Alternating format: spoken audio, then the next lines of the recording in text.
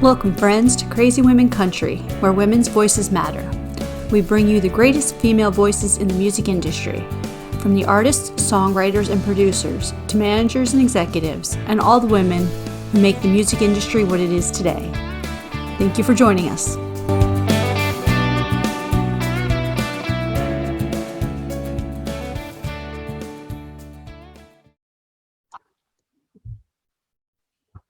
Welcome, friends, to another episode of Crazy Women Country. I'm Donna, and today I am here with Jackie Marushka. How are you doing? I am wonderful, happy, and grateful to be here. I'm happy that you're here. It's been my pleasure to have you today. I know we've been trying to get together for a while, so definitely excited. It's about time. Absolutely. So the weather here in Florida is hot and sticky and humid and gross as usual. And I know we're going through heat everywhere. So how is it in the Nashville area there? You know what? It's been a little bit cooler. I mean, we've been in the hundreds, so like 95 sounds like springtime.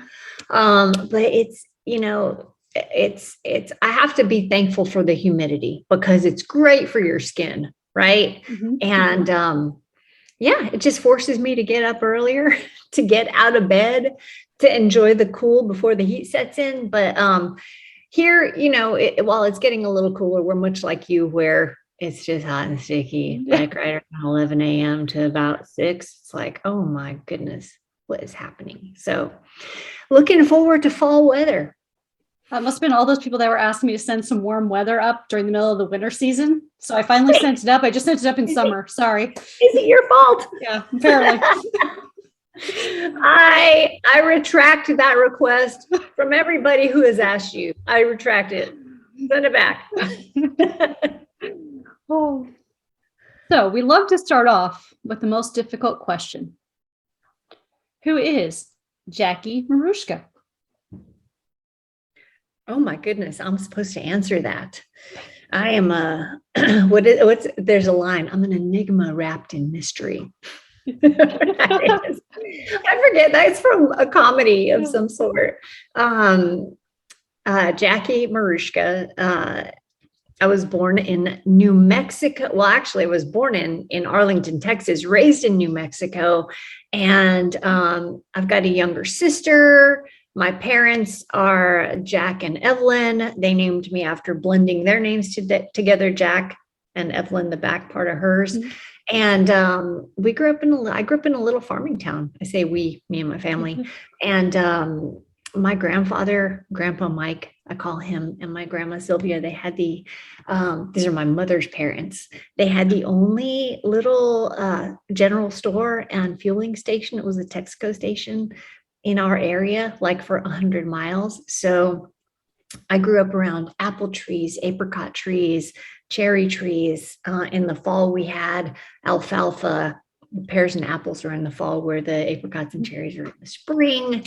And I got to learn all kinds of fun life lessons from working at my grandma and grandpa's store since I was just a little kid. So fast forward, moved to Albuquerque, New Mexico, for school at the University of New Mexico. Got several jobs after school to pay for my student loans. And one of them was Pecos Films, that I got after I graduated college. So then they moved to Nashville and said, you know what, why reinvent the wheel? Let's bring her with us. So I came with them. I was making like $12,000 a year. I think I had like 6 credit cards just to make ends meet. But I knew that if I came here and I tried it, that at least I will know that I tried. And if I went home, I tried. And if I succeeded, then yay, what's next? So that's where I'm from, my little family, and how I got here to Nashville. I live here now, have my own little business, Marushka Media. And I get to do fun stuff like put record campaigns together, press and promotion campaigns together. I get to do a ton of writing, which I love. And I get to be a guest on podcasts like yours. Well, I am so glad because, like I said, we've talked quite a few times, and you're such a beautiful person, and that's that is you naturally, and that is such an inspiration that there are not more people like you that are just so awesome and sweet and kind, and it's just beautiful to have people like you.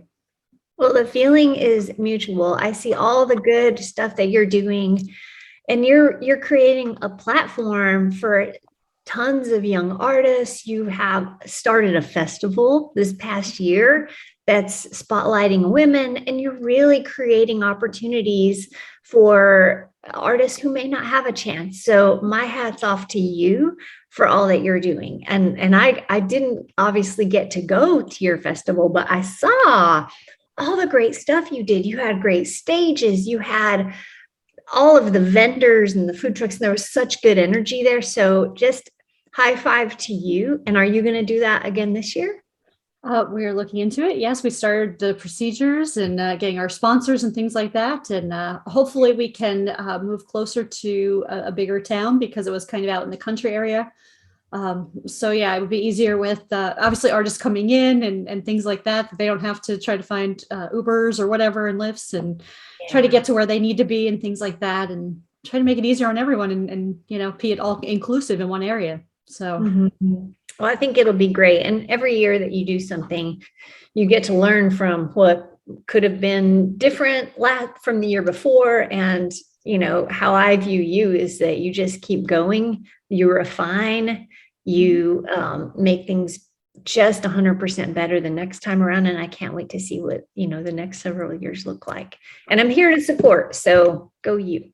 Oh, well, thank you. I appreciate that greatly. Welcome. Of course. So obviously that's kind of, now you transitioned into music. Do you want to tell everyone how you got more into the music area from the film? Well, working in film with Pecos Films. Pecos Films was a company created by a producer and director team. They're these buddies that they met in Dallas in the ad agency world. And they wanted to kind of get out of that corporate structure and have a little bit more freedom and fun in their work.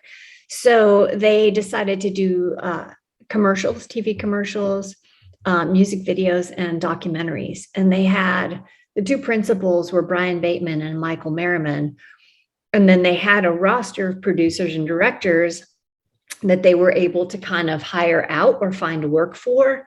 And the business just kept getting bigger and bigger. They were based in Albuquerque at the time. So they moved from Dallas to Albuquerque.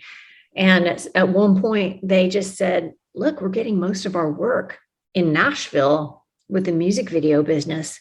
Let's throw our hats in 100% and move out there and make a commitment to it. So they did. And really that put me right in the middle of record labels and really just what the next projects were and being able to tie the visual to the lyric and what that looks like, but in that 30, 60, and 90 second, sometimes 3-minute window for one of your music videos.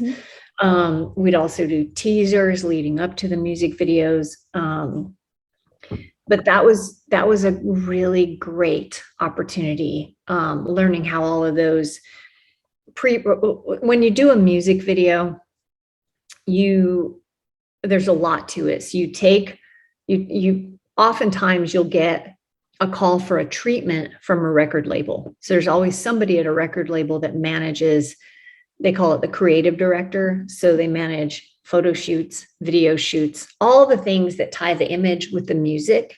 There's a person who actually does that.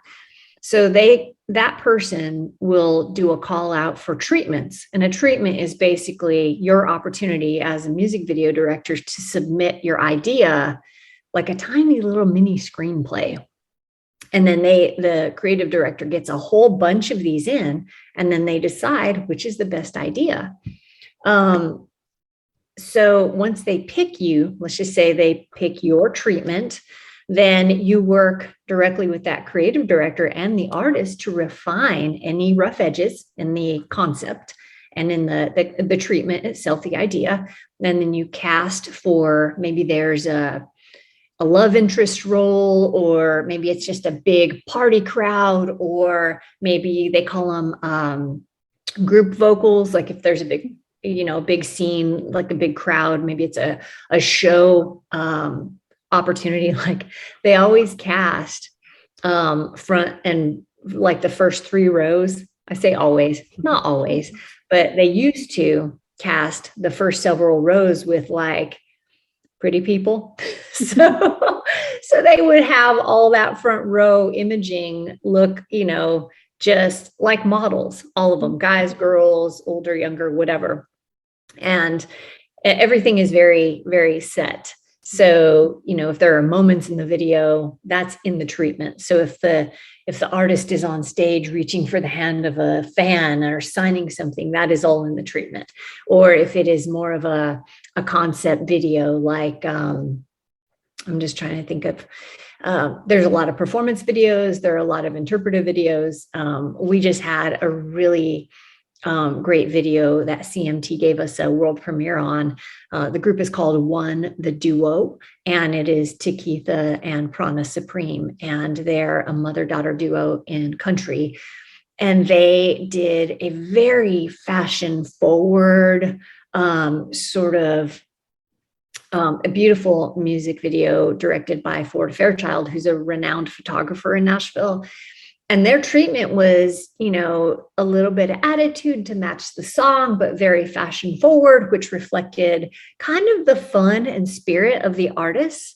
And the hook is something about, just don't leave me stuck in the middle. So they really played up that chorus moment, those segments in the song that refined the title, or that pointed to the title. And so it was floral and fashion and sort of, I'm trying to think, it looked like a period piece. Yeah. And it was just, everybody loved it. And it really helped drive the song, which was out at digital service providers, DSPs, since June 17th, since June 17th. So we had a few weeks to grow the song. And then the video came out and gave it its second wave.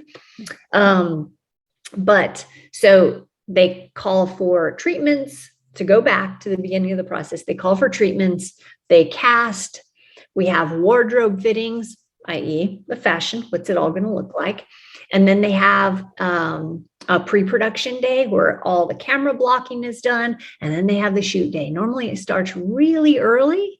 And then it ends, normally they're 12-hour shoot days, depending on the intricacy of the video. So from Pecos Films, I learned so much about the music business, about marketing, about what does the consumer want? What do we think they want versus what's really going to help connect them to the artist? So yeah, that was my first step into the music business, was being able to take the video background and then learn about how the music business in Nashville actually worked. So I think that answered your question. I'm not sure. I was all over the place with that.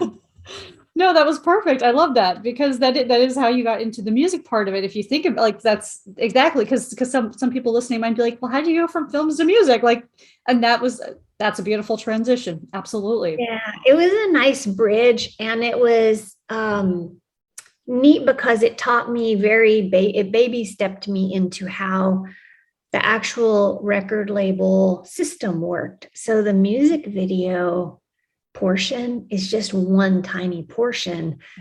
You have one song they're doing a music video on, but back when I was working at that company, records had like 10 or 12 songs on them. Mm-hmm. And each record had at least 3 to 5 songs that were hits. So you would be working a record for a really long time, because you'd put a song out, pair it with a video, and then you'd push, as a record label, you would push that song as close to number one as it could go.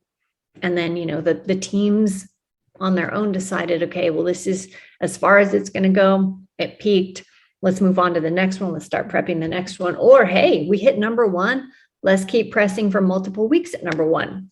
So it's a lot of ebb and flow. It is really getting to know your audience, what they care about, how to connect with them, and how to really establish somewhat of a relationship, so that when you go on tour as an artist, they want to come out and see you because they feel like they're your tribe, like they're part of your story. Mm-hmm. And I thought that fascinated me the most. Absolutely. I mean, that is just, you're so right. And that is just a little piece of what does go on and I think today it has changed so much because people are willing to release singles more so than albums, because the gravitas of kind of what you described is transitioned to that single period. Well, let's go with one, push it, and do another single. And then when those actually, it seems like they do it in reverse now, like they're doing the singles and pushing them, and then they make the album after. And that's what I've been seeing from newer artists coming in now. And maybe it's just the change in trends and things like that, but it's so cool to see how things have changed. There's an artist named Macklemore, and you probably remember him from Macklemore and Ryan Lewis. Mm-hmm. Huge, like one of the bigger independent artists that broke back about like 7 or 8 years ago. And Macklemore he had made a record and then put that record out and started making a second record just as Macklemore. Mm-hmm. And COVID hit. So between his dropping or his completing his record, the newest one, it's taken him 3 years. His single, I think it's called Chant. I'll have to double check and make sure, but it's really a great song. I mean, I'm a fan of his art. He and Eminem are kind of like the two of the. They have some similarities to them, not super similar, but he just reminds me a lot of Eminem. But he has sort of a neat take on the transition between pre-COVID and now. Mm-hmm. And even in those 3 years, what's happened from a traditional release of an album and how you would promote an album. Really, it's a lot about algorithms. It's a lot about which playlists pick you up.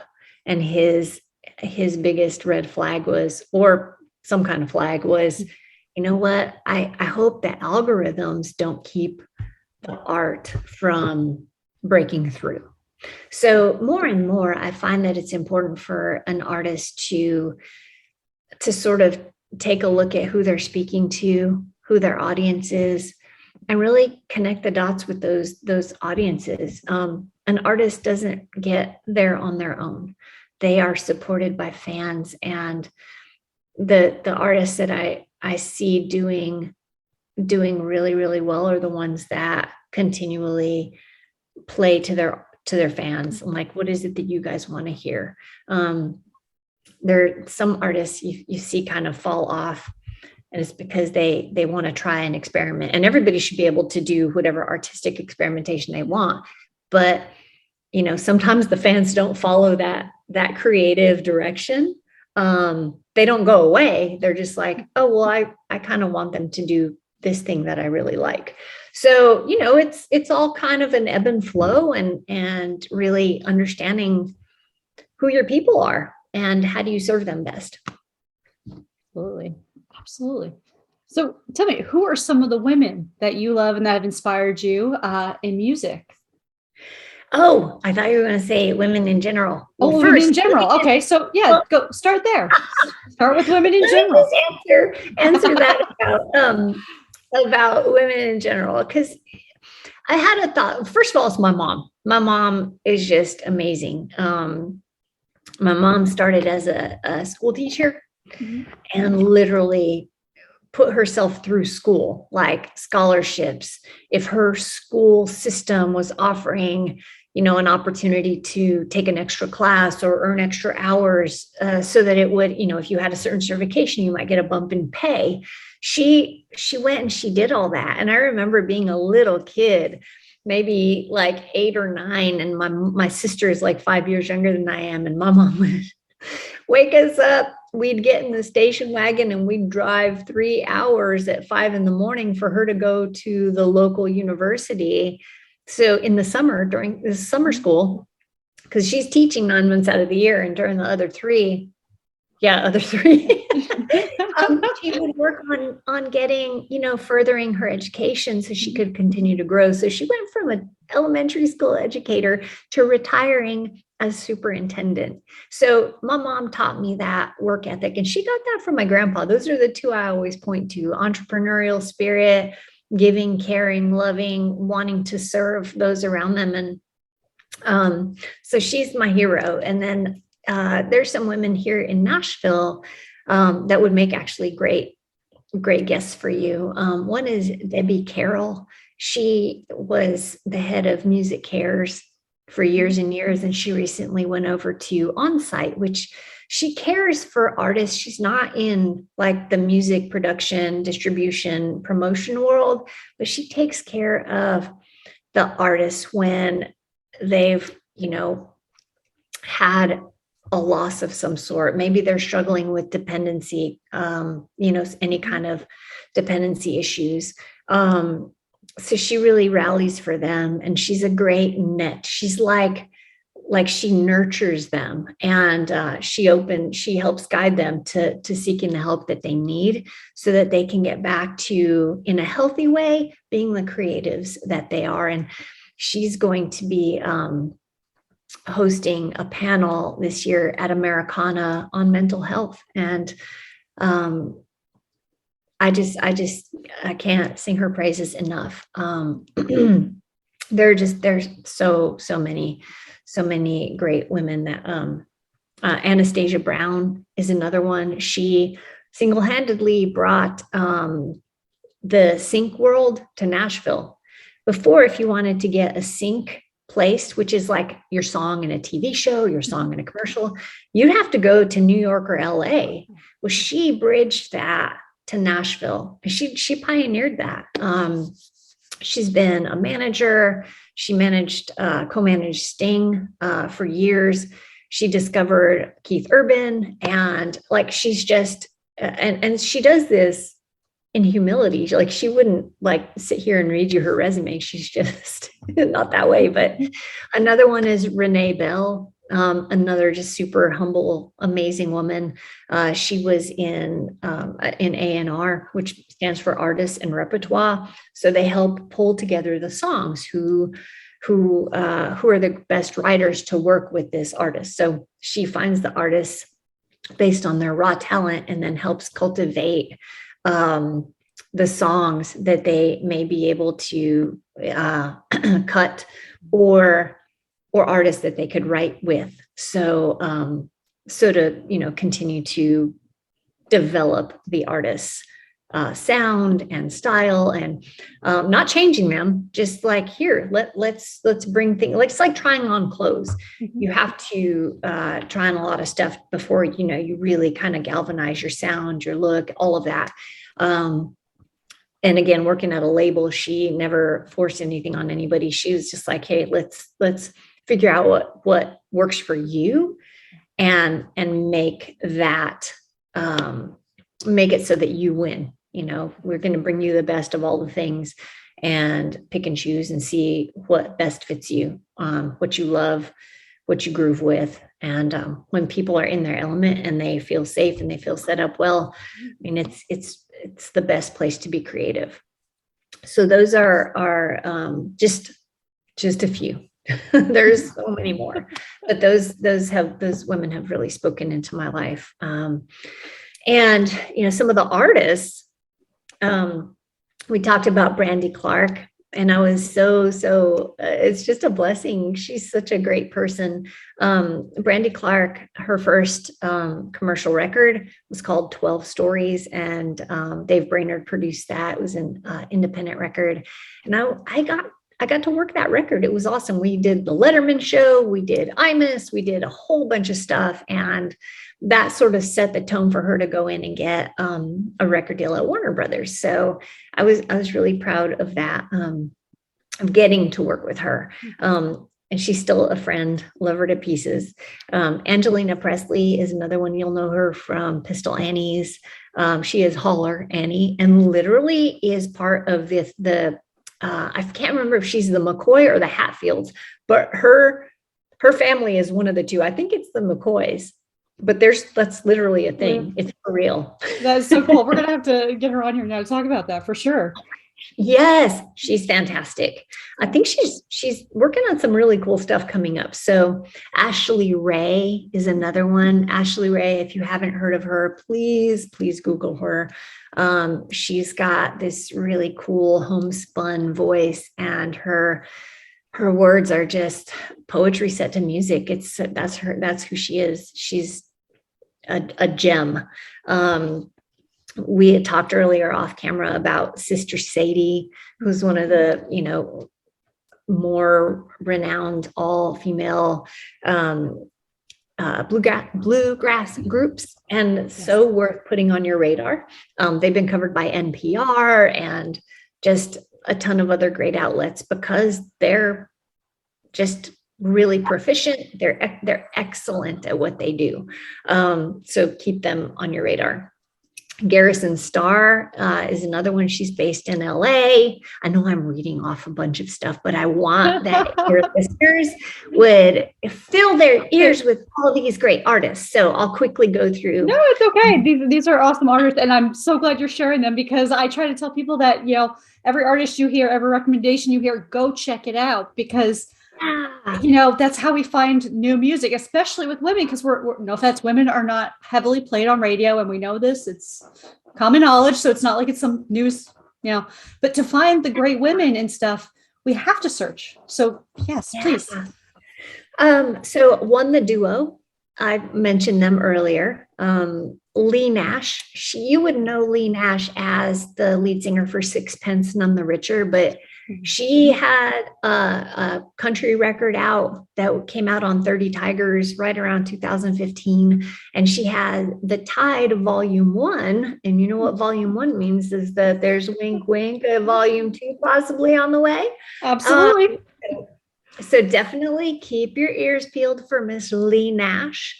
And then I really want to point to there's two artists, and they're more in the Latin American persuasion, but not doing all Spanish music. And one is Gina Chavez.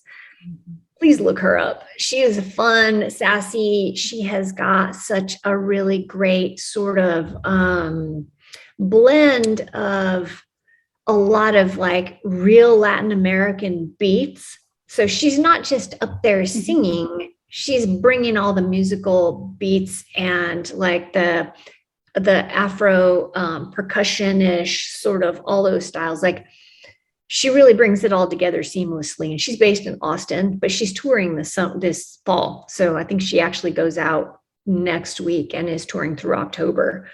So keep an eye out for her. Lisa Morales is another artist. Lisa Morales is one of the artist who is a pioneer. She worked a lot with Hayes Carll. She's written a ton. Well, Hayes loved her mind and her thought process so much, he asked her to produce his very first record. That's a big deal. So a lot of women are out there doing their own production, producing for other artists, writing, Lisa Morales had David Garza produce this last record of hers. It comes out in August, at the end of August. She'll be out at Americana also. But again, just some Spanish, some English, but the flavors. If you look at music as just a giant, beautiful buffet of sounds that just fill your ears, mind, and heart with color and life, all the artists that I went through that happen to be female are part of that. There's a really amazing songwriter named Nicole Witt. She and Jamie Floyd and Sarah Darling and Michael Logan started during COVID a group called the 615 Collective, and 615 is spelled out if you're looking for them.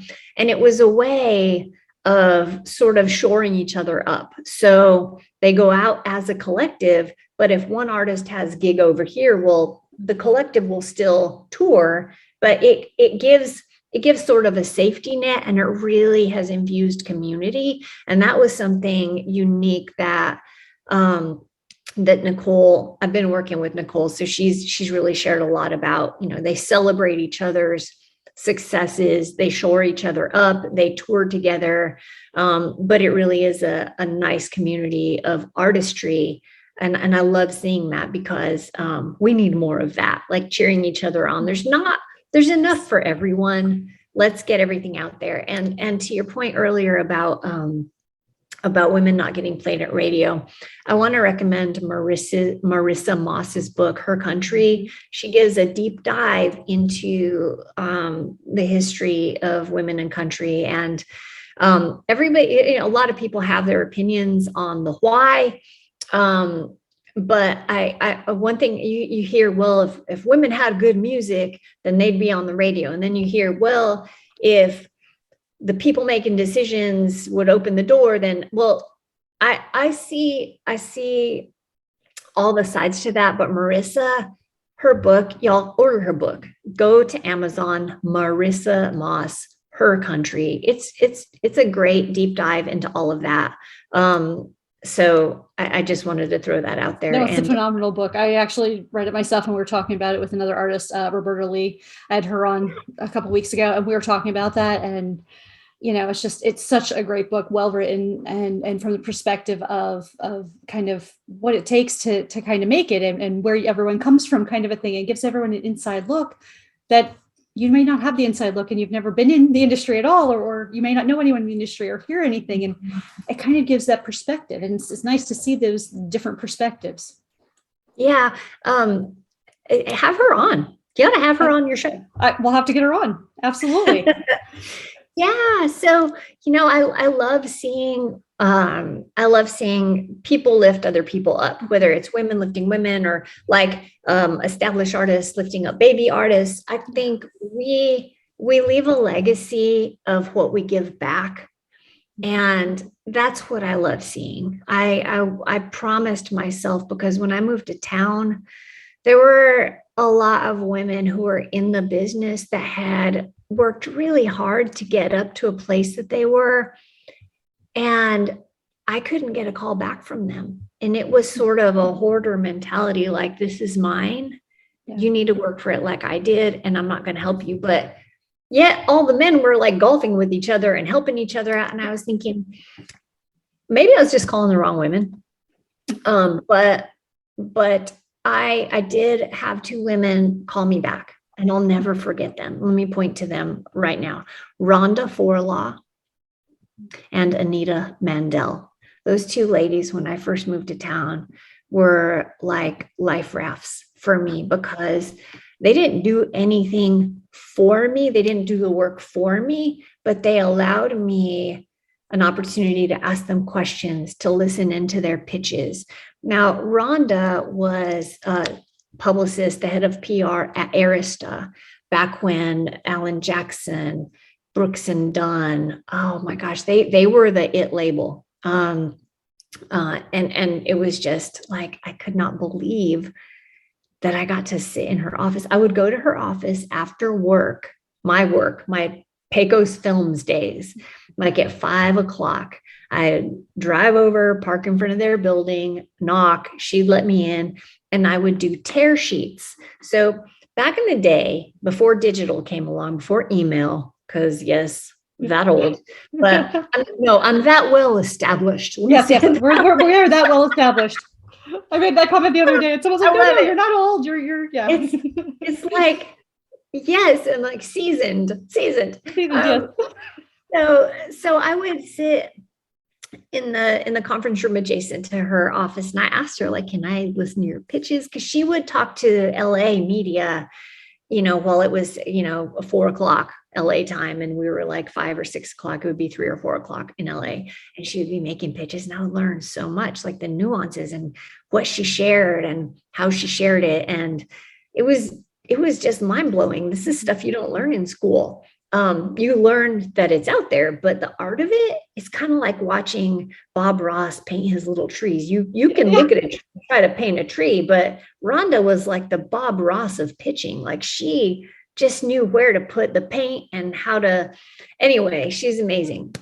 So I would do, back in the day, they had press kits, and they were a paper folder, and you'd have an 8x10, a giant, we called them glossies, and they'd have a bio on paper. They had press clippings, and you would organize them front. The front piece would be like the most recent clip. And you always would try to highlight the super cool quotes, so that when you sent this out with an album, you'd have like hundreds of people you'd put these press kits together for, and you'd stick them in envelopes, address them, and then you'd take them to the mailroom, or you would drive them to a place that would ship. So it was like, mail, the postage would be, you'd have like 300 or sometimes 500, 600 of these big, folders and a CD in a bubble mailer. And they would give you a certain bulk rate or something like that. So you'd have to drive them there, and then you'd wait. You'd mail them off, and you'd wait for like a week for them to get there, and then you start calling. So I would help Rhonda with her press clippings. I would help, organize the press kits. But what I got to learn while I was doing all that sort of admin work was hearing her pitch and hearing all the great stuff that she was able to do, from national TV to local tour press to all the things. And every pitch was different. Anita Mandel, she was a publicist over at, it used to be Liberty Records, and Liberty was then bought by Capitol. And so Anita was, she was head of that PR department, and she gave me the same opportunity. So I didn't ever go to her office and do what I was able to do with Rhonda, but I would have like an every other week call with Anita, and I was doing a newsletter for Pecos Films as just to try to, grow awareness for their little company. And she would walk me through it. She would edit it for me. She'd say, okay, now she wouldn't actually edit it for me. She would go through line by line, which reminded me of my mom, which is probably why I love Anita so much. She would go line by line and go, now, okay, how could you have said this better? How could you have, are there any words here that you don't actually need? Like, let's think about that. And she would make me think about it. And she really helped me refine my writing a ton. So, yeah, they're incredible. And, there's one more artist, and then one more woman in leadership that I'd like to kind of mention here while we're on this. But Stacy Griesbach, Griesbach, and it's Staci.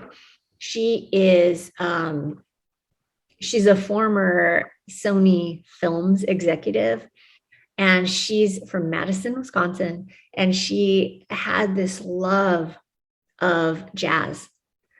So when she decided, this was a couple years pre-COVID, that she was going to chase her dream. So she left Sony, and she did her very first jazz record, which she loves Patsy Cline. Patsy Cline was in her parents' car her entire childhood, and she basically grew up with Patsy Cline. So she did Patsy Cline hits in jazz stylings, and these are all like top level jazz players, and her voice is impeccable. She did that. She did Shania Twain. and she just recently did George Jones. So please look her up. What I love so much about how Stacey approached her love of jazz and her love of country is it forces you to listen with a different ear. And it really does make you appreciate the songwriting. And just the structure of the song, it kind of lands a little bit differently, but it's just as beautiful. When she toured with the Patsy Cline record to jazz clubs, she had people discovering Patsy Cline who only had ever listened to jazz. So go Stacey for being an ambassador for country music through her jazz channels. And then the lady I wanted to point to who I just want to grow up and be like her is Terry Nelson Carpenter. She runs a company called Real Music Works, ReelMusicWorks. She is an admin company, a publishing house, and she also helps artists take their music and pitch to get syncs, SYNCHS. So that is TV commercials, film placement, gaming placements. And what I love so much about her is she's an artist advocate. Her theme is create, protect, collect. So on the front end, if you're a songwriter, she has you make sure before you leave any writing session, because these days you can write with 2 people all the way to like 8 people can contribute to a song. Well, who are their publishers? What are the splits? That's all called metadata. And as you submit that to Spotify for streaming, you have to have every writer and all their publishing information set up properly so that everybody gets paid. So she makes sure that information, and she's an advocate. She constantly waves the flag of, hey guys, make sure before you leave any writing session, you have this, and this, or else somebody's not going to get paid and you're going to have to go and find it later. You're just gonna. Yeah. So there's the create, and then the protect is what are your copyrights? Who do you have to ask permission for if you're gonna, send this out to get a sync? Like, what does that look like? And then also, if you get a sync placement in Europe, any one of those countries, those percentages can flip. You may be getting 80% here, but it flips when you go to Europe, and it could blow up in Europe. You'd get 20%. Make sure you have all of your copyrights and all of your information of ownership listed properly, and that that she always says that how you're getting paid, when you're getting paid, and who is paying you.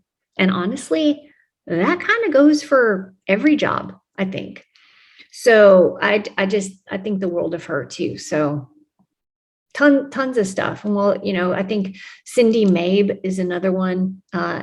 She's over at Universal, and boy, oh boy, that lady she's got a golden touch and really knows music, and she works so well with artists that, if you're looking to have a hero in the label world, she's definitely one of the ones. And she really does champion. She doesn't just champion women. She champions everyone. Like, you just want to be on her team because she's always like, okay, here's this, and this. How are we going to go? It's very clear.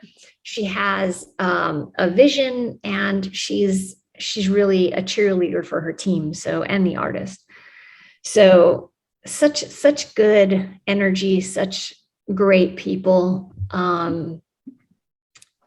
It's just a great time to be in this business.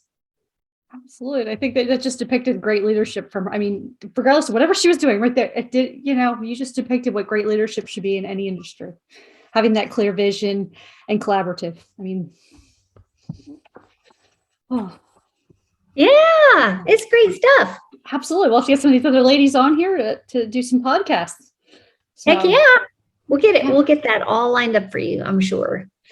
Yes, and even some roundtable events and have some chats about how, to make changes and how, for other artists coming up and things like that. Because I think it's always, everything changes constantly. That is the only constant in life, is everything changes. And, I think going with the changes, learning is it. That's really the basics of life, is always being willing to open minded and learn. Yeah, learning is good. Mm-hmm. Yeah, it's good stuff. When I was reading off that list in my mind, I thought of you and your event, I'm gonna call it a festival. I'm just gonna speak it. Your festival that will be big and awesome for years to come. Risha Rogers is over at WME, and also another amazing leader at one of the biggest booking agencies out there. So yeah, I think that there are so many great gentlemen, and I say gentlemen because there are, as much as there's been a lot of negative stuff. I mean, I've only ever had like one ick moment within the system, and I quickly, there's always fail safes. You just have to be aware and really take care of yourself and your surroundings.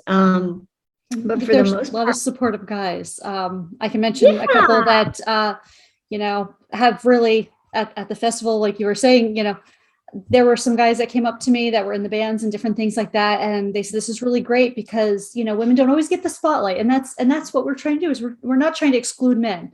And that's the key thing here, is we're trying to give women the platform to grow more so, because sometimes it's harder for women, and not to say it's not hard for men too, it's hard for both, but sometimes women are set with double standards, and that's in every industry, whether it's music, management, law enforcement, law, whatever.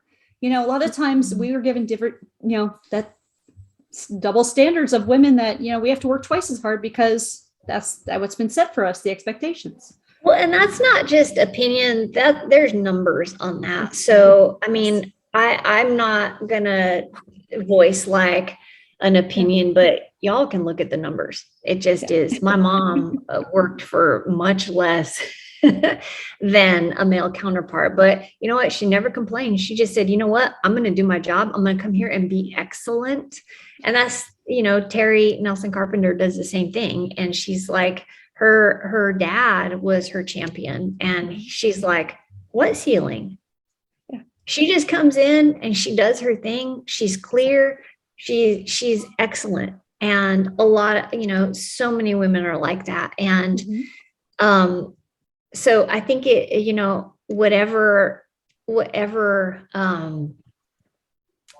man, woman, you have to just go in there and be excellent and just keep going. And a lot of the tides are turning. And I think, people like Marissa Moss, and also just, there's another woman, I keep coming up with these amazing people, and I can't believe I mentioned her before, is Jenny Smythe.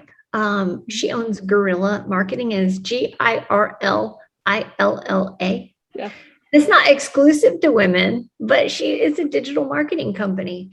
And it just happened to be that it was all women when she founded the company. So, and on her team, but they are amazing. So, there are a lot of, I hear so much negative, and I really want to point to the good, because if we can see past this hump that we're in, and we can be excellent, and we can raise up those who also want to be excellent, yes. I feel like we have the world in front of us to continue to grow into, and continue to evolve, and continue to make awesome. And when it comes to music, like, that's universal. Music is like a smile, and you can know the words or not know the words and be brought to tears by a song. And I'm here for that. Absolutely. So would you like to do some fun 20 crazy questions? Now this is the scary part. Yes, let's go. This is not scary. And I promise we won't get arrested yet. I can't promise for the future, but at least right now, today, no chance. Okay. Tell us, what is your dance like nobody's watching song? The song that you absolutely have to dance to. Okay. Justin Timberlake's Can't Stop the Feeling. Oh, that is a great one. Yep. In your opinion, what is the perfect workout song? Oh, Walking on Sunshine. Oh, I think it's Katrina and the Waves. I could be, yeah. And I think I got that because when I ran this half marathon earlier in the year, it was like at 180 beats per minute. So it helped me to keep my feet going. So maybe it's not the perfect workout song, but perfect running song. Yeah, it was the perfect running song for me because it kept me on point.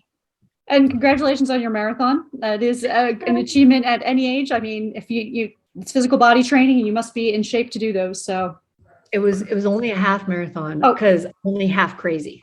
Okay. I don't know how they do it. You still have to train to that level, you know? I mean, you have to train. It's a training. It is. It's any like any athlete or anything really. It's that training that you have to get. Yeah, it's just getting going back to excellence. You got to keep trying, keep going. Yep. Don't give up. It's okay to fail. Just get up again, right? Heck yeah. Yeah. So tell us your top 2 favorite concerts that you've ever been to. That I've ever been to? Oh, there's too many. I think that seeing, don't laugh, but Iron Maiden. I'm not laughing. I just would never expected Iron Maiden out of you. Iron Maiden, because I grew up listening to Iron Maiden and the double kick drums and the whole thing, like that was just insane. And then U2 in Nevada and at Vanderbilt Stadium. So I'm going to count that's the same tour. Yeah. But it was the one where they had that spaceship in the middle of the field. And that was just mind blowing. What Bono has done for worldwide change and pointing to all the needs in Africa that was part of the reason I became a fan of theirs, because their music wasn't just music, it was music that had some meaning behind it. So, and that's just like Jimmy Wayne's music is the same, lands the same. It is, it's story, and you can peel back the layers as superficially or as deeply as you'd like. And you will always find something new and interesting and inspiring there. So does that count for 3? I just rattle off. That's only, so I think it was technically 2, really. Tell us a few albums or artists that we have to listen to before we die. Oh my goodness. That's a good one. Probably Redheaded Stranger, Willie Nelson, because that's like the very first concept record that I was ever introduced to. The first Judd's record also. And then any and all of the early Frank Sinatras. Oh, nice. Yeah. And it's just because for me in this window of time, there's so much great music out there, but I think going back to hearing those records, it just gives you another place, another frame of reference. Absolutely. Good. It's beautiful. I agree with that. I mean, when I was little, my 2 favorite females at the time were Dolly Parton and Leslie Gore. So you have someone who was big in the 60s, and obviously Dolly throughout, but and she was 16, and Leslie Gore was 16 when she came out. So like when Leanne Rimes came out, I was like, oh wow, this is really cool. Like it is following kind of like certain things are following different patterns, and it's cool to see that sometimes. So, but yeah, I love the different perspective of music. So now that I know your one of your favorite concerts was Iron Maiden, do you have any guilty pleasure music? And if so, what is it? Like, you know, Blondie. the music that, what? Blondie. All the Blondies. Her entire catalog. Oh, those are great songs. And Baby Shark. Baby Shark. Baby Shark. But you can't say that without it getting in people's heads. So not to completely contaminate everyone's ear processing. You just can't say Baby Shark without people going, do, do, do, do, do. Exactly. That's Baby Shark. Oh. And we just had Shark Week recently, so you know it all fits. Yeah. That's terrible. Too many sharks. Well, that kind of leads into the next weird question. So hypothetically, if I came to you and said, I need to hide a dead body, do you know a good place? For the record, I'm nodding. But as all good publicists, we keep that quiet. Wow, that's good. Do you have a game plan for zombie apocalypse? Oh my goodness. Lots of swords, lots of what do? They don't like hatchets, they don't like machetes. I think that's all I have. Making sure we got a good stock of dog food in the house. That's my plan. I probably need to work on that, don't I? Hey, everyone else has some really good elaborate plans, so I'm like, I'm just going to join you. You tell me whatever I need to do. I'm good. Maybe an electric fence would be a good idea. This is something I'm going to work on. Yeah, I'm going to work on this. Okay, electric fence. I like it. Oh, tell us, what job do you think that you would be terrible at doing?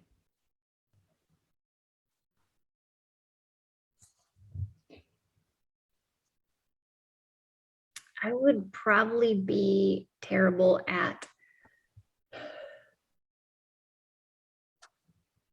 I don't like to project terrible. Because if I have to go and be the best pooper scooper out there, I'm gonna figure out a way to like make it great. I probably would not be good at engine repair on a Tesla.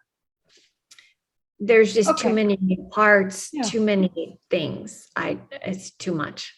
Now I can change the oil on any vehicle that is from the 70s and back. Grandpa taught me how to do that. You're probably doing some of the newer ones. Oh, really? I do my own, yeah. Oh, good. Yeah. Well, there you go. But it's pretty much the same. Yeah. Where do you recycle your oil? You go to like AutoZone or wherever, and you pay to recycle it or whatever. Yeah. That's awesome. Yeah. Hey. Yeah. Okay. Yeah. Every once in a while. Yeah. Come on. I love doing that. That's one thing that. Yeah, that's like that moment of downtime of just remembering where you came from and just enjoying the moment and just. Yeah. Wait, hang on. I'm going to flip it on you here. Tell me how you grew up, because I want to know about this whole oil changing backside too. I got a Texaco station background. So did you also grow up in a gas station? I did not. I did not. No. I grew up, my father was a steel worker and my mom worked part-time, stayed at home most of the time. So she had a lot of health issues and things like that. So she taught me how to appreciate life and the little moments in it and just be grateful for everything, even the hard times and things like that. And, I remember I just wanted to do, like, my brother was a mechanic and he's much older than me. My sister's much older than me. I'm like the baby that, wasn't supposed to be born kind of a thing. That's how young I am from them. And so it was so sweet that as I got older, I'm like, okay, why can't I change my own oil? Like, so I was like, let's do it. Love that. I love it. You came from the why can't I? Yeah.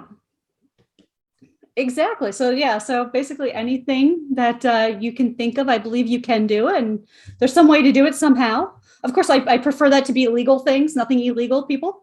I do not have a Do criminal not mind. advocate anything illegal. Yeah, There yeah, would be and I no don't like arrest. jumpsuits, so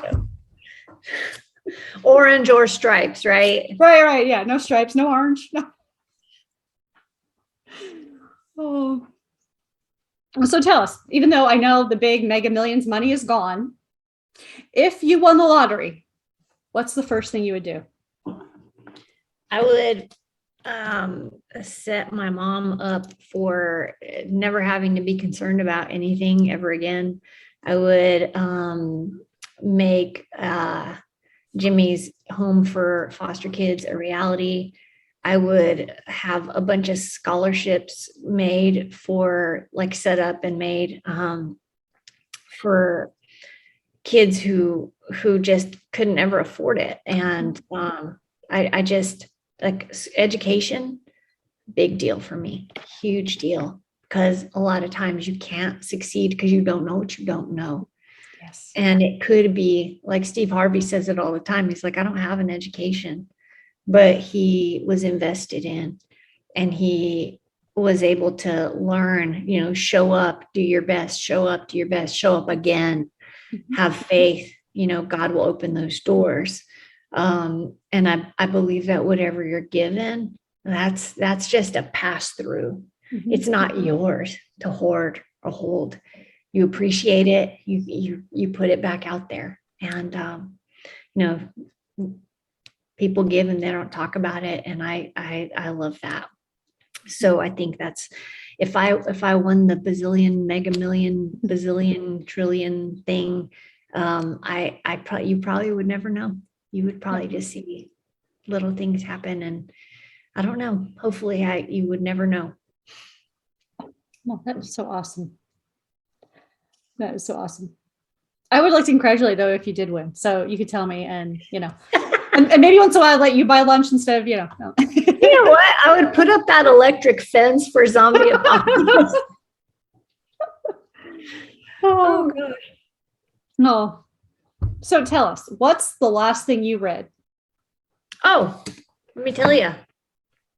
It's called Melody Beatty's Moral Language of Letting Go. It's kind of a devotional, and I've been just in the spirit of gratitude, because so much of life can happen at us. And, it really all depends on how we react. Yes. What is important is how we react. Stuff can happen to us all day long. But how are we going to respond to it? We're going to get mad because somebody cut us off. Okay, well, that's just going to circulate bad energy. And yeah, it's not fun. It's not fun when someone's mean to you, or somebody steals an idea, or somebody, whatever. But what's the lesson in it? What's the lesson? And what can I choose to be grateful for? And it's funny because in this August 1st moment here, I'm going to just go a little heavy on you here. But Melody Beatty, if you haven't read her, please look her up. It says every time she goes into some things about, like, letting go and like how to find your best you. And sometimes it just means, like, letting go of a lot of junk that is in your swimming pool that you don't really need. Like, why are you entertaining that floaty when you don't really need the floaty? You need to be swimming laps. So she says, every time I felt bad, this is a quote, every time I felt bad, I thanked God for how I felt. Every time I noticed how awful the house looked, I thanked God for the house exactly as it was. I thanked God for the current state of my finances. I thanked God for my lack of skills to repair and remodel the house. I deliberately forced gratitude in every detail of my life. Those areas that bothered me, those things I couldn't do anything about. Every evening, as I put my daughter to bed, I sat down in the same spot in the living room. Something began to happen subtly and invisibly. She didn't notice, she says, at first, but she began keeping the house cleaner and neater. People supplies and skills began coming to her. Her mother offered to teach her how to repair a house and said they could do it for almost no money. So leaping into, I'm already living all the wonderful things that I'm hoping for. If you're going to, what I pulled out of this was, if you're going to say, I wish, or when if, or all those things, then you're coming from a place of, I'm without, I'm in a spirit of lack. But if you come from a place of abundance, you know what? That's coming to me. You know what? That I might not have won the multi-millions, but God's going to provide for me. And people have their God, their higher power, whatever it is you want to call it. Mine is God. I point to that and I'm like, he's got me. I do not have a thing to worry about. He's got me. He's covering my family. When stuff happens, I'm like, meh, it's a little gremlin over there. You go. This is my note card. And I love llamas. And I love it because it's the no drama llama, which also is part of, where am I putting my energy? Am I going to put my energy into making this a happy day? Or am I going to just be complaining about everything in the world and then be stuck the same place tomorrow as I was today? Just wham, wham, wham, womp, womp. No, life is awesome. There's so much good. There's sunshine. Like, we have it so good here. Mm-hmm. And then how can we push that forward? How can we help others? How can we bring other people up? Which, you're doing through this podcast, you're doing through your festival, you're doing like all of that. And that's why I love so much that we're getting to do this, because I feel that same energy with you. And I just think that the more we put that out there, the better the world will become. Just little baby steps at a time. Absolutely. That was a long answer for this book. It was beautiful. I love that, because yes, and what I love even more is the fact that, religion wise, people are always quick to not to point religion, but to say my God and this and that. And it's so great to see. And that's one thing I was raised with. And I think you were too, that yes, you can hold religion, you can share religion. You can say God bless and let it be whatever God they believe in, or higher power, or whatever. And it's not meant in a negative way. It is a positive thing. It is no judgment, and just, yeah. Well, I know that, like, this is me. Is it backwards on your screen? It is clear for anyone that obviously you're not going to see the video on this. So, it says a coffee mug. The coffee mug says, "This girl loves Jesus."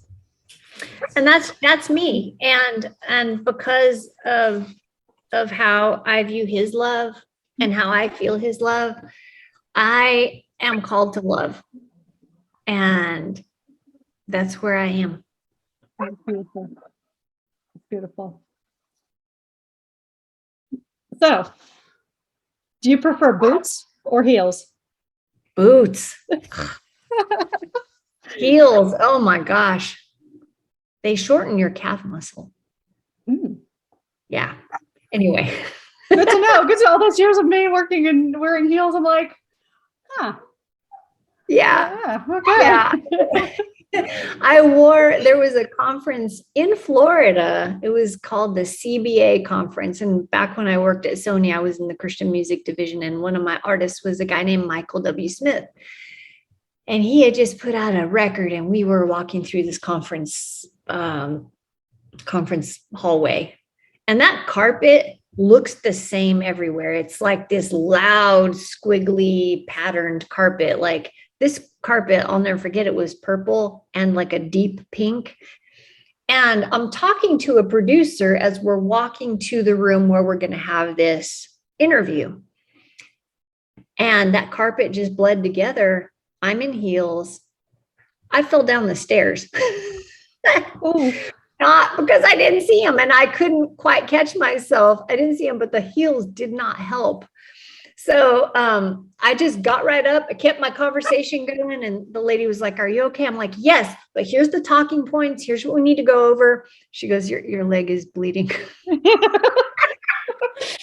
That dang heel had caught from my right foot, had caught in my left knee. I didn't even feel it because I was so in the pitch moment.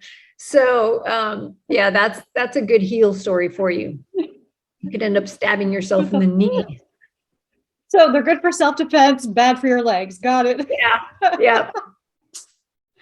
Oh. So who would you like to play you in a movie about your life? Oh gosh. I don't know. Let's see.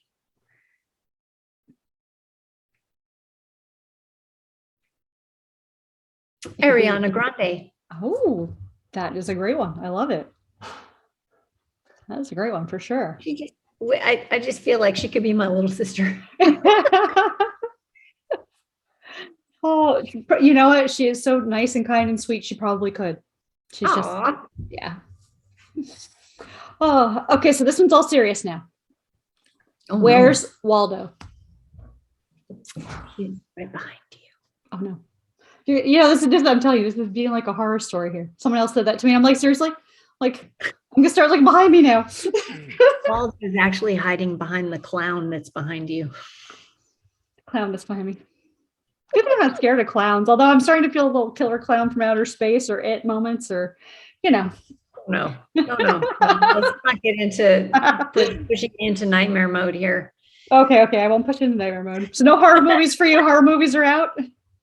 Oh my gosh. Scary movies? No, but I am the girl that will watch all the forensic files. Yeah.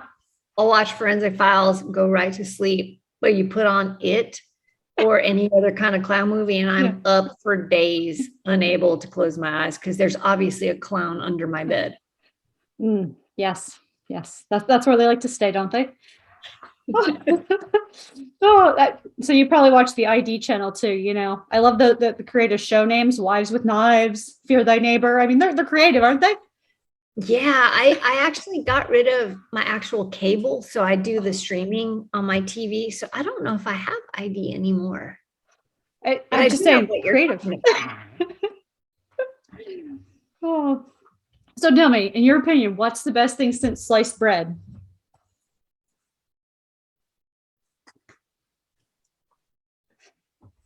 The steamer. I got one of these steamers. It's like it looks like kind of a crock pot kind of thing. You fill it with water, you stack trays on top of it, and you put your food in it, you forget about it. Next thing you know, you've got steamed sweet potatoes, steamed carrots. Oh my gosh, I'm getting hungry now. But because it's convenient and it's like so cool to be able to steam healthy food, because normally that's what used to keep me from eating a lot of healthy food is I gotta cut the potatoes up and I gotta, all that. Steamed spinach, steamed asparagus. Oh, it's so good. And see, my biggest weakness is, I would eat more French fries, although I don't eat fried foods, but we have an air fryer now. So it is the coolest thing to me. Yeah. I can put French fries in there and I'm like, yes, this is awesome. I love it. Yeah. So being based on the steamer there, would you rather cook or order in? It depends. It just depends. I love to cook. But if I've had a busy work day, I like just to kind of leave it at my desk and just kind of have a change of scenery. So it really isn't about the food so much as it is about stepping away and giving a mental wash a little bit. But I love to cook and I'm learning how to bake. Baking and cooking, completely different. I admire people who can bake because that's an art. Oh, absolutely. I will tell you, I've had one fail on angel food cake. We were trying to make it in the little mini ones. Hysterical. They were perfect. They were in there. They're ready to go. I put them in the oven. I get them out. They're on these little cute wrappers. I'm like, okay, put some cream on the top, put cream in the middle. So I go and I take one out and I'm like, it's all cream on the bottom. I'm like, wait, it rose up that there was no cake on the bottom. I'm like, oh man. So it's okay. New kind of angel food cake. It's cream with the cake. There you go. Yeah. You know what? It's another opportunity to try again. Oh, absolutely. It tasted good regardless. Yeah. Heck yeah. So in your opinion, what is the worst pizza topping? Anchovies. I do like, I like the anchovy flavor in a Caesar salad, but anchovies on a pizza is just, to me, a little creepy. They're just too too real.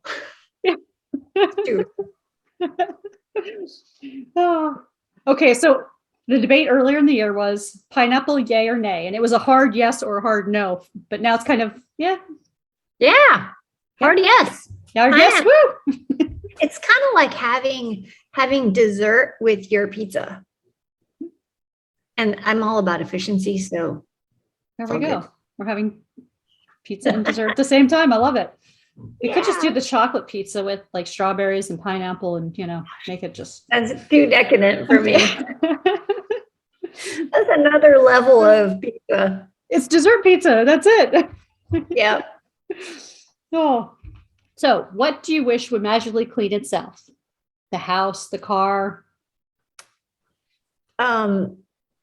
Little girl's harness when she rolls in dead animal at the park. Yes, I can relate. It's real. Mm-hmm. It's real. It's so bad. Oh, yes. Yes. Any pets that roll in things? Yes. Mm-hmm. But you love them. You love them? Yeah. Okay. How can you not? They're so adorable. Oh, gosh. Ooh. Adele, it's something on your bucket list. Oh, Switzerland. Ooh, nice. Yeah. There's a friend of mine, her name is Austin, and she used to work at my business manager's office. And she would be like everywhere. I would see these pictures on her Instagram feed, and I'm like, went to take my taxes in one day earlier this year. And I said, like, when do you have time? She's been to Austria. She's been to the Amazon rainforest. Like, she's done all the things. And I said, okay, well, like, what's the safest, most direct way in Europe, or a place in Europe you would go, like, just if you had a week? And she said, Interlaken, Switzerland. And basically it's a little town. You fly into, I forget where you fly into. It's one of the two big airports in Switzerland. And you just take a train 2 hours and you're there. They speak English. They take our currency, or it's an easy exchange. And it's the most beautiful hiking. I mean, these are Matterhorn level glacier, sort of, just the peaks are gorgeous. The water is emerald. And then you can continue going up to Lucerne. All of these, like, the hills are alive with the sound of music. Yeah. That's where you're going. So bucket list for sure. And then I don't know. We heard some background thing there. I don't know. My Siri just went bananas. Oh, apparently Siri has a bucket list too. not cohesive with ours.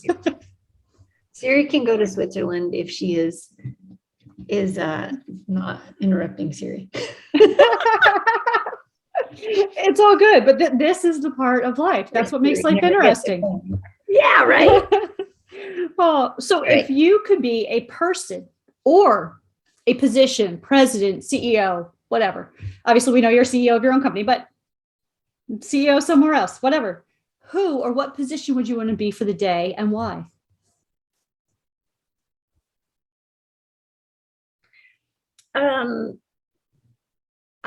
Probably, okay, there's two things. First of all, it's in my fantasy head, and that would be like the person who runs world peace. Yes. Or the chairman of that committee, chairwoman, chairperson of the committee that, they're always talking about the Illuminati. Like, I've watched too many, the Dan Brown book. Yeah, the Dan Brown books, yeah. Like, I'll watch anything with Tom Hanks in it. It's just like, he's such a great actor. But so whoever is in control of that, because I would fix world peace and world hunger and, in a swoop, like, let's fix it. But I would also want to be the head of the World Bank, because I would want to do an audit in the day that I was I was in charge. I think some things need to be audited, a lot more things in the world. Oh gosh. So, do you have any words of wisdom you live by? If so, what are they? For work, it's plan the work, work the plan. And really the other is just kind of life, and that is like leave things better than you found them. I always say never give up, never give up, never give up. And that's just what we all should be doing. But my grandpa Mike used to always say, just leave things better than you found them. And that really does apply to everything, you know. If you're going to leave things better than you found them, then you're going to bring other people with you to a better place. You're going to have a more lasting legacy that is good. So yeah, I'm that person who cleans the hotel room before I check out of the hotel room and then I leave a tip. So, you know, I would recommend that because the people that clean the rooms, they don't get tips and you're supposed to. So absolutely. Yeah. Absolutely. Yeah. It has been so awesome to have you on today. Well, I want to hear your words of wisdom. Oh, I follow so many. I just try to do everything that I can. I mean, there are so many words of wisdom that I could share. You know, and like you said, leave the world better. I mean, that is a great one to begin with. Obviously, leave better than when you left it. I just try to live every day the best I can, and you know, be that better person that I can today. You know, because I can't control anything in life. Obviously, I mean, you can pretend to control, right? But realistically, you can only try to be a better person than you were today, right? And that's it. That's pretty much the basics of, you know, it's just the same thing. Do better, be better. You know, that's just that simple mantra, if you will. And yeah. And well, I am excited about all you're doing. And when I looked up crazy women of country, the definition I went to was that of obsessed and energetic and like charging the hill and I just thought, you know what, that's who she is. That's who you are, and all good things. So thank you for having me, and thank you for using your platform to lift other people up. And let's work on getting some of these other folks on your podcast. Absolutely. We will most do that. Absolutely. And thank you, friends, for joining us for another episode. And make sure you go check out all the recommendations that Jackie has given you for music, as well as go check out her website. The link will be in the description below. Have a great day, everyone. Bye. Bye.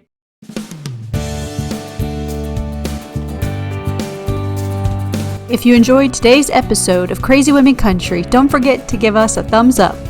Be sure to click the subscribe button for new interviews weekly. And thank you, friends, for joining us today on Crazy Women Country, where women's voices matter.